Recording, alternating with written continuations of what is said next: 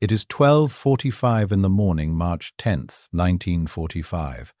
The sky above eastern Tokyo has begun to glow, not with moonlight, not with searchlights, with something else entirely. At 5,000 feet, so low that anti-aircraft crews cannot depress their guns fast enough to track them, 300 American bombers are crossing the city in a stream that stretches 50 miles long. They are dropping clusters of small steel pipes, 6 pounds each, packed with jellied gasoline. The pipes tumble, ignite and burst on rooftops made of wood and paper. Within minutes, individual fires begin to merge. Within 14 minutes, the city's firemen will officially surrender. They will use a word that translates roughly to hellfire. They will radio Central Command that nothing can be done. Below, in an area of 12 square miles packed with 103,000 human beings per square mile, a density that makes modern Manhattan look spacious, 1.5 million people are waking to the smell of burning. Most will run.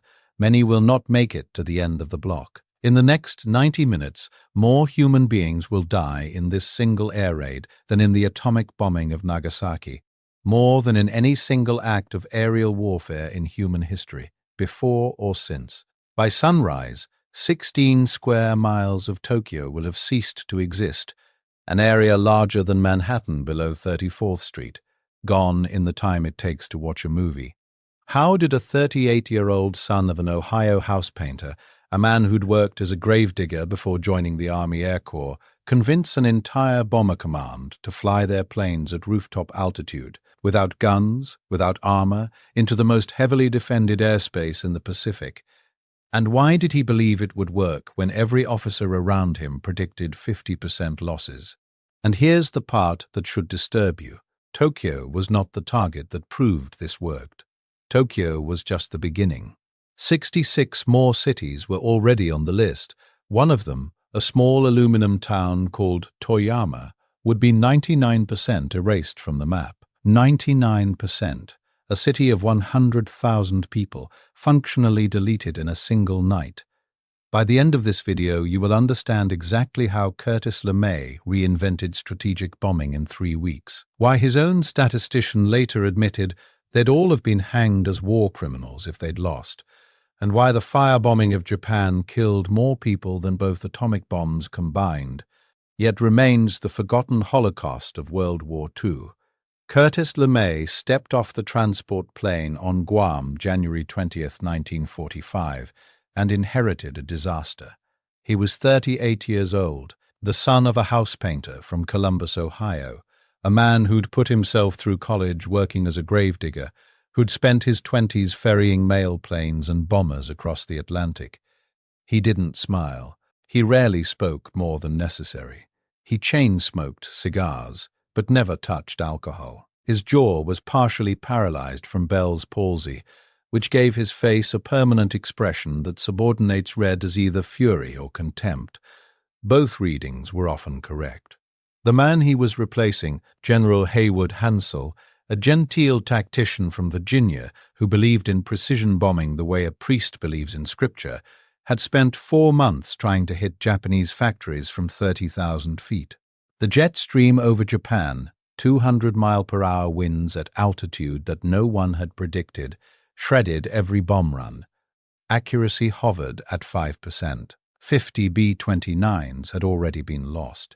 The billion-dollar bomber program was becoming a billion-dollar embarrassment. Hansell was quietly relieved of command. He shook LeMay's hand on the tarmac, said little, and flew home. The gentleman had failed. Now it was the gravedigger's turn, and the people below those scattered bombs barely noticed. In the wooden cities of Japan's home islands, Tokyo, Osaka, Nagoya, Kobe, life continued in a grinding wartime rhythm.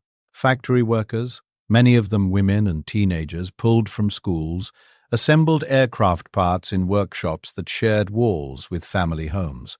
There was no separation between military target and residential neighborhood. The cities themselves were the factories. Millions of civilians lived in structures made of wood, paper, and straw matting, packed into neighborhoods where the streets were barely 20 feet wide. They did not know that a new general had arrived on Guam. They did not know that this general looked at their cities and saw not buildings, but fuel. Back in Washington, General Hap Arnold, the man who'd staked his career on the B-29 program, sent LeMay a message that wasn't subtle: produce results, soon, or be the second commander relieved in 4 months. LeMay read the message, lit a cigar, and said nothing. He had 3 weeks to reinvent bombing. The B-29 Superfortress was the most expensive weapon system of World War II, more expensive than the Manhattan Project. Each one cost $600,000, the equivalent of roughly $10 million today. It was designed to fly higher than any bomber before it, 30,000 feet above the reach of most fighters and flak. It carried 12 50-caliber machine guns, a 20mm tail cannon, and up to 20,000 pounds of bombs. It was, in theory, a self-defending fortress that could strike from the stratosphere. It was also cursed. The Wright R-3350 engine, 18 cylinders, 2,200 horsepower, had a tendency to catch fire in flight. Engine fires were so common that crews called the plane the Flying Lighter. More B-29s were lost to mechanical failure in 1944 than to Japanese fighters. The plane was a marvel and a death trap in equal measure. Now here's what LeMay was about to propose. And understand the audacity of this. He was going to take a bomber designed to fly at 30,000 feet, strip out its guns, remove most of its ammunition, and send it over the most heavily defended city in Japan at 5,000 feet. That's roughly the altitude of a crop duster. At night. With no fighter escort. If you were a B-29 crew member in February 1945, this would sound less like a tactical innovation and more like a death sentence. The weapon that would make this work was the M69 incendiary bomb, elegant in its cruelty. A steel pipe, 20 inches long, weighing 6 pounds, filled with napalm, jellied gasoline that stuck to whatever it touched and burned at 1,000 degrees. 38 M69s were bundled into a cluster called an E-46. The cluster opened at 2,000 feet, scattering the bomblets across an area of 2,000 feet by 300 feet. Each one punched through a wooden roof, ignited, and sprayed burning gel in a 15-foot radius. A single B-29 carried 40 clusters. One plane could set fire to a rectangle of city a third of a mile long. And a February 25th test raid had already proven the concept. 172 B-29s dropped 454 tons and destroyed 1.27 square miles. It was small, but it was enough. It told LeMay everything he needed to know. Among LeMay's staff was a 29-year-old statistical analyst named Robert McNamara, Harvard Business School graduate. Raised Quaker, a faith tradition built on pacifism. Before the war, he'd been crunching numbers at Ford Motor Company, optimizing assembly lines.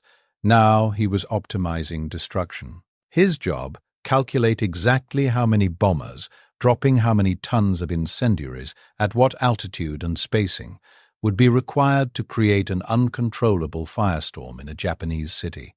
He was very good at his job. The irony of a Quaker mathematician designing the geometry of mass incineration would haunt him for 60 years. The target zone was not chosen at random. Eastern Tokyo, the Shitamachi district, held 1.5 million people in 12 square miles. Population density, 103,000 per square mile. For comparison, modern-day Manhattan averages 72,000. These were not apartment towers.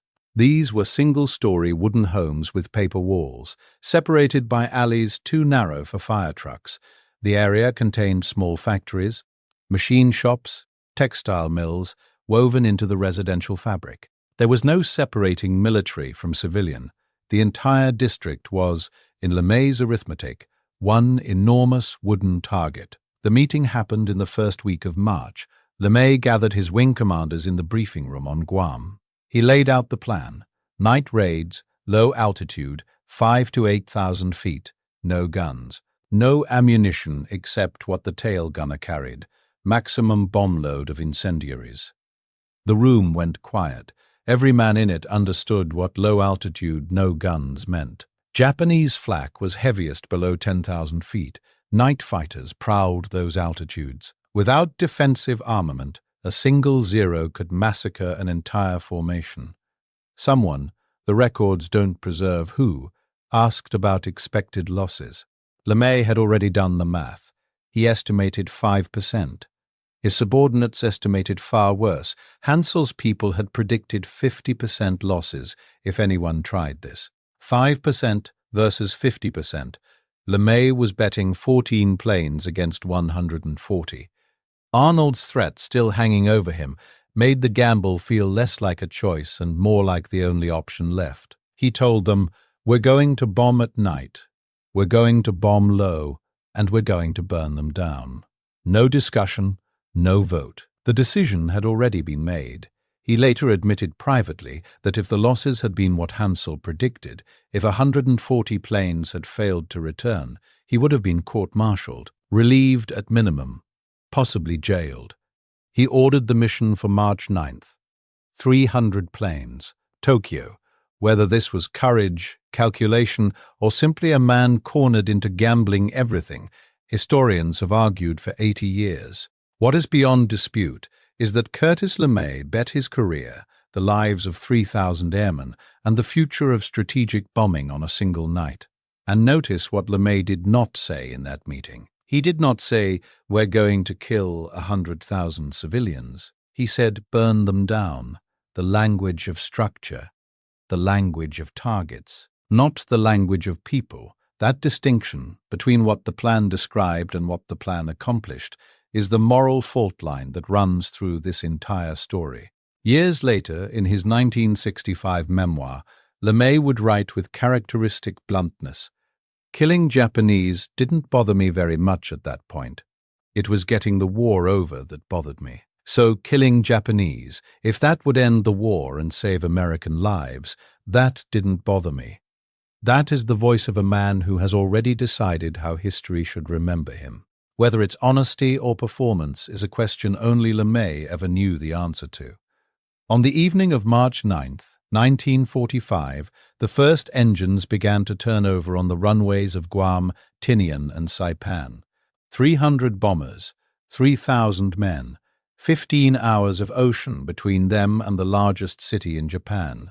The takeoff began at dusk. B-29s rolled down the coral runways of 3 islands simultaneously, Guam, Tinian, Saipan, engines screaming at maximum power, every pound of fuel and ordnance straining the landing gear. The bombers were so overloaded that several ran off the end of the runway into the ocean.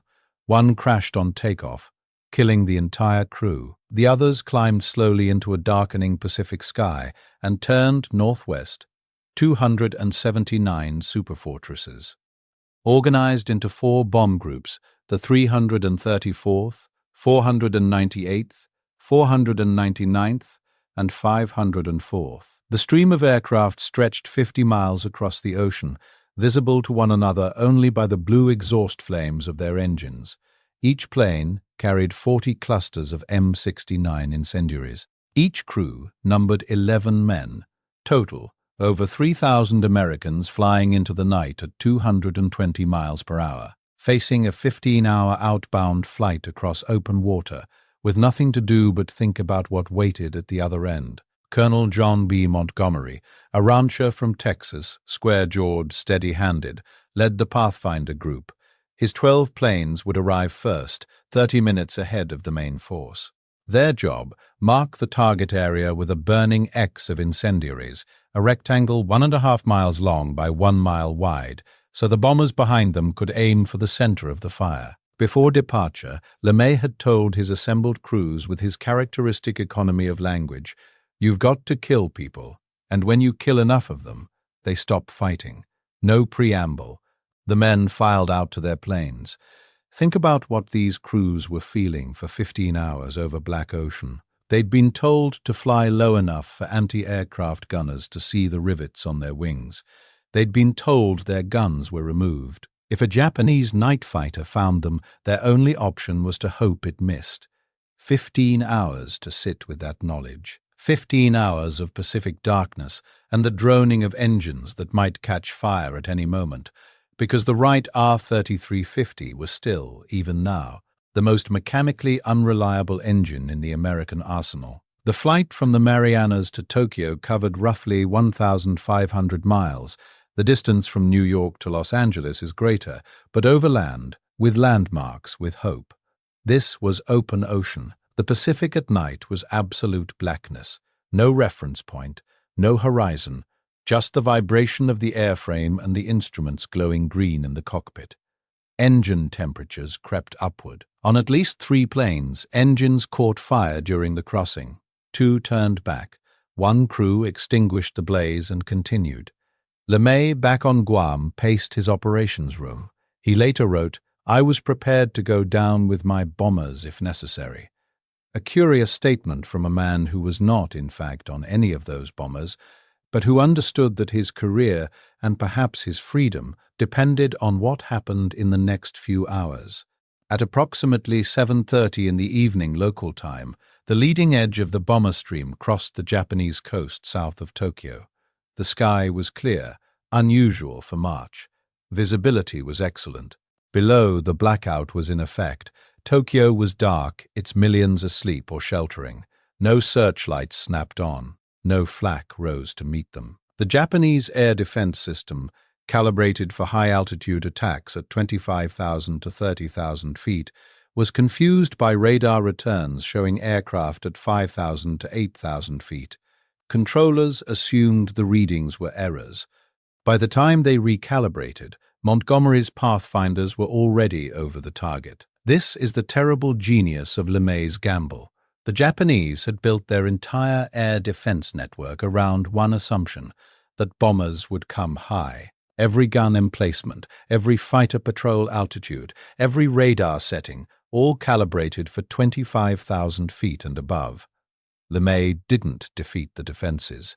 He simply flew underneath them, like walking beneath a security camera pointed at the sky. At 12:15 in the morning on March 10th, Montgomery's 12 pathfinders reached eastern Tokyo. They descended to 5,000 feet, barely a mile above the rooftops, and began their runs. Each plane dropped its clusters in a precise pattern, marking a burning rectangle on the ground, 1.5 miles long, 1 mile wide. The X appeared in the darkness below, a crosshatch of fire visible from 20 miles away. The main force, still streaming in from the south, could see the glow on the horizon before they could see the city itself. It was the signal. The pathfinders pulled up, banked hard, and turned for home. Montgomery's plane took light flak damage, shrapnel through the fuselage. No casualties. He radioed the lead elements. Target marked. Come in low. Come in fast. Behind them, 267 remaining bombers began their final approach in a single-file stream, each plane separated by 50 seconds. They would cross the target area individually, not in formation, each one dropping its 40 clusters across the burning rectangle, feeding the fire that Montgomery had started. The first main force bombs fell at 12:45 in the morning. The last fell 30 minutes later. In that 30-minute window, 1,665 tons of napalm-filled steel pipes descended on 12 square miles of wooden city. What happened on the ground in those 30 minutes would produce more civilian deaths than any single military action in recorded history. More than Hiroshima, more than Nagasaki, more than the firebombing of Dresden. And it happened not in hours or days, but in the time between midnight and dawn. The M69 clusters opened at 2,000 feet above the ground. Steel pipes, 38 per bundle, tumbled through the night air, spreading across the incendiary rectangles that McNamara's team had calculated with slide rule precision. They struck rooftops made of cedar, cypress, and tile. They punched through paper walls. They landed in gardens, in alleyways, on the tarred streets. 3 seconds after impact, each one ignited, spraying napalm gel in a 15-foot radius that stuck to whatever it touched and burned at over 1,000 degrees Fahrenheit. In the first 60 seconds, individual fires bloomed like orange flowers across the Shitamachi district, hundreds of them, then thousands, each one consuming a single house or shop. The wood caught instantly. Paper screens dissolved, tatami mats woven straw became sheets of flame. Families woke to heat, to the crackle of their own walls burning, to the screams of neighbors already fleeing into streets that were themselves becoming corridors of fire. The bombing pattern had been designed with mathematical precision.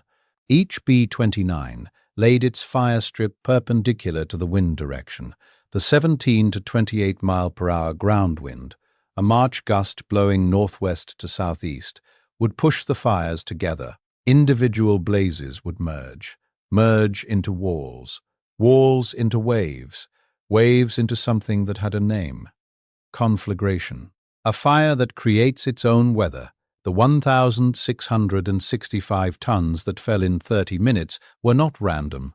This was industrial destruction by slide rule. McNamara, the Quaker statistician who had optimized Ford's assembly lines, had calculated exactly how many incendiaries per square foot would ensure that no structure in the target zone could survive. He later admitted, with the flatness of a man stating a mathematical certainty, "We knew we were going to kill a lot of women and kids when we burned that town. We knew that past. I want you to understand the scale of what's happening here. 103,000 people per square mile. For every square mile those bombs covered, that is a city the size of a large American suburb, every man, woman, and child in it, suddenly surrounded by walls of napalm fire with nowhere to go. And the exits are alleys, 20 feet wide, already burning.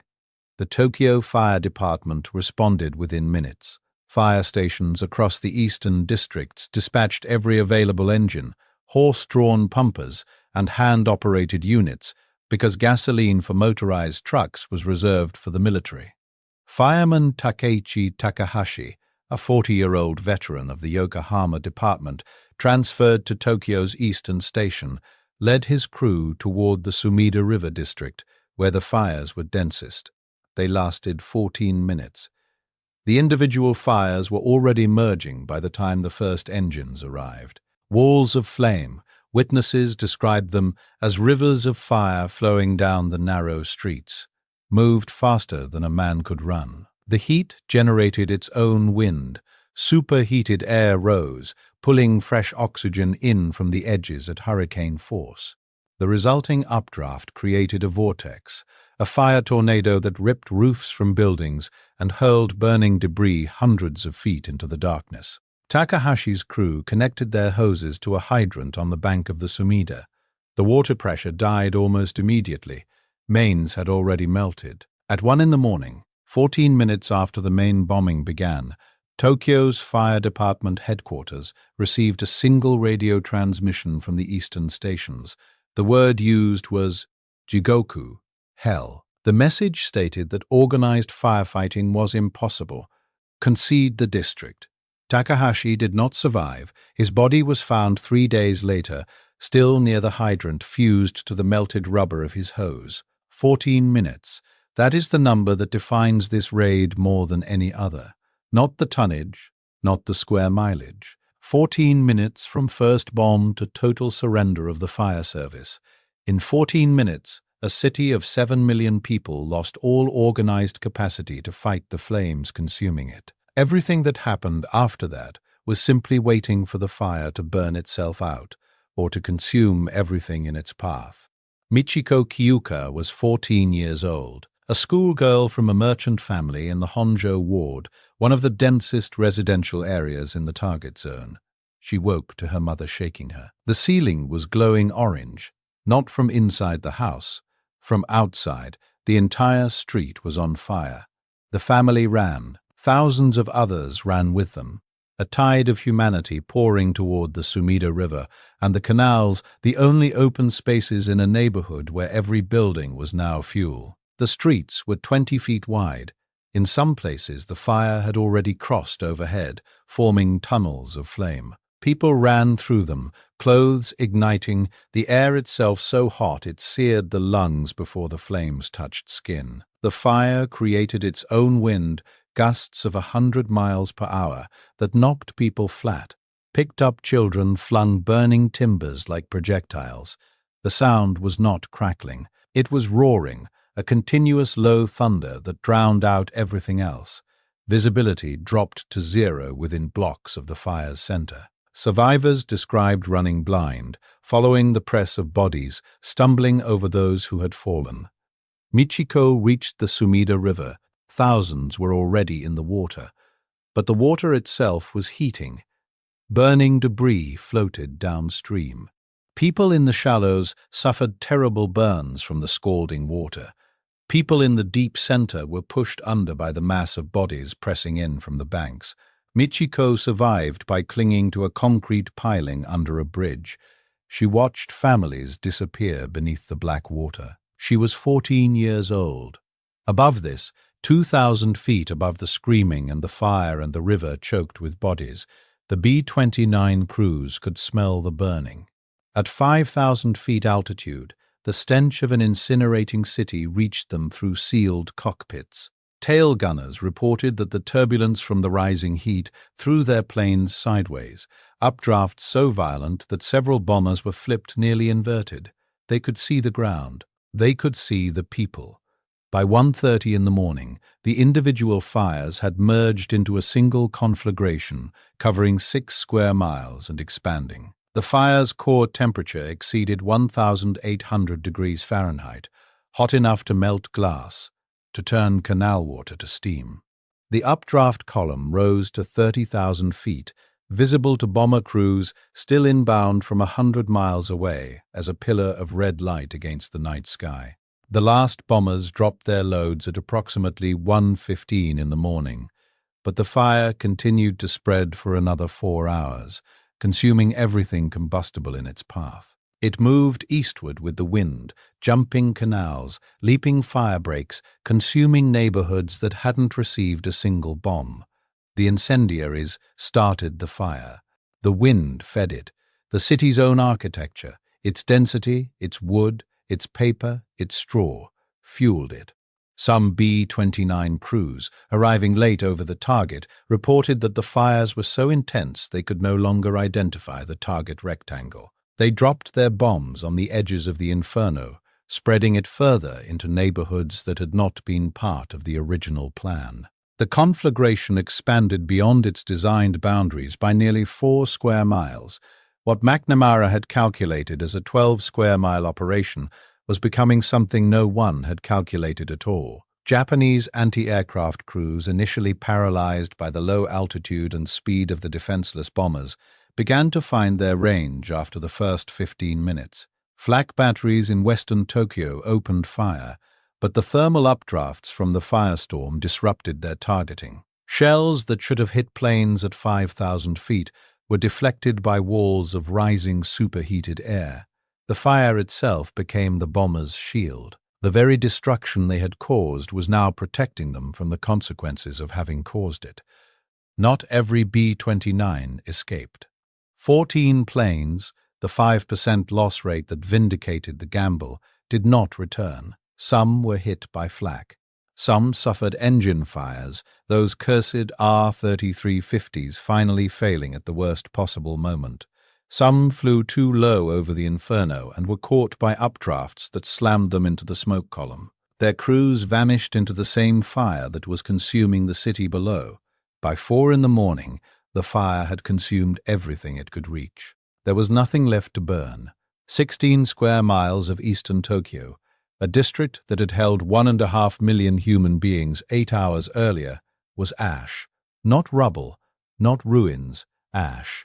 The buildings had been wood. The wood was gone. What remained was a flat, grey, smoking plain stretching to the horizon, broken only by the concrete shells of a few reinforced structures and the chimneys of bathhouses, the only stone structures in the district. The sunrise on March 10, 1945, revealed a moonscape.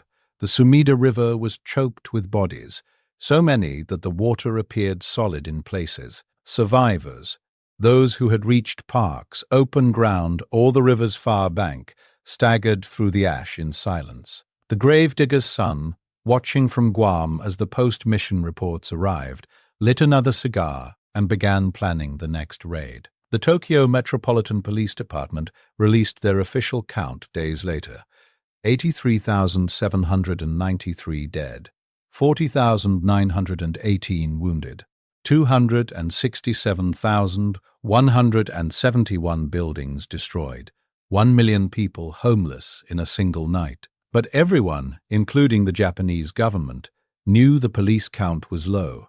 Bodies in the Sumida River were never recovered. Bodies in the fire's core were incinerated beyond any possibility of counting. Historian Richard Rhodes, working from post-war surveys and population data, estimates the true figure exceeded 100,000 dead. Some Japanese scholars place it higher, 120,000, perhaps more. The exact number will never be known because the fire was too complete. It did not leave bodies. It left calcium powder. 100,000 people dead in 90 minutes. Let me give you a comparison. The atomic bomb dropped on Nagasaki 5 months later killed approximately 40,000 people. The firebombing of Dresden, which has consumed far more of the Western moral imagination, killed 25,000. A single night of incendiary bombing over Tokyo produced more civilian deaths than either of those events. And it was only night one. LeMay had predicted 5% losses. The actual number, 14 planes from the 279 bombers, now forever linked to this night. Exactly 5%. His subordinates had predicted 50%. 140 aircraft, 1,540 men. LeMay's gamble had been vindicated by the mathematics he trusted more than instinct. The Japanese air defense network, designed for high-altitude interception, had been functionally useless against low-altitude night attack. The war had a new template, and LeMay did not pause to consider the implications of what he'd accomplished. Within 48 hours of the Tokyo raid, he sent 331 bombers to Nagoya, then Osaka, then Kobe, where 8,000 more died and 650,000 lost their homes on a single night. In 10 days, 4 of Japan's 6 largest cities were burning. By June, he had expanded the target list to every city with a population over 100,000, then every city over 50,000, 67 cities in total. The campaign became industrial, assembly line destruction on a schedule, city by city, week by week. A city destroyed roughly every 2 days for 5 months. Yokohama fell on May 29th. 517 B-29s, escorted by 101 P-51 Mustangs, destroyed 6.9 square miles of the business district. Osaka was hit 8 separate times, with over 10,000 dead across the raids. And then there was Toyama. Toyama was a small city on the Sea of Japan coast. Population 100,000. Its primary industry, aluminum production for aircraft. On August 1st, 1945, 5 days before Hiroshima, 173 B-29s visited Toyama at night. The post-raid reconnaissance photographs showed something the analysts had never seen before: 99.5% destruction. Not 50%, 99.5%. The city was functionally gone. 100,000 people had lived there. Imagine your entire city. Now imagine 199 out of every 200 buildings gone. McNamara, reviewing the photographs, noted the number in his files without comment. Decades later, in Errol Morris's documentary, he would return to Toyama as the example that haunted him most. Across the entire firebombing campaign, 136 B-29s were lost, from March to August 1945. Total Japanese dead, somewhere between 200 and 41,900,000, depending on whose estimates you accept and which cities you include. For every American bomber lost, between 1,800 and 6,000 Japanese civilians died. The ratio of destruction was unlike anything in the history of air warfare. Michiko Kiyuka, the 14-year-old from the Sumida River, survived the war. She became an artist. Her later work, ink paintings of the river, Always the River, never depicted flames. Only water, only black water. She rarely spoke of that night, except once to a journalist in 1985. The sound was not fire. The sound was wind, and then there was no sound at all. Emperor Hirohito toured the ruins of Tokyo days later by car. He said nothing publicly, but his Lord Keeper of the Privy Seal recorded that the emperor appeared shaken and asked how many had died. When told the police figure, 83,000, he reportedly closed his eyes. He did not order surrender. Not yet. Not for 5 more months and 2 atomic bombs. LeMay was promoted.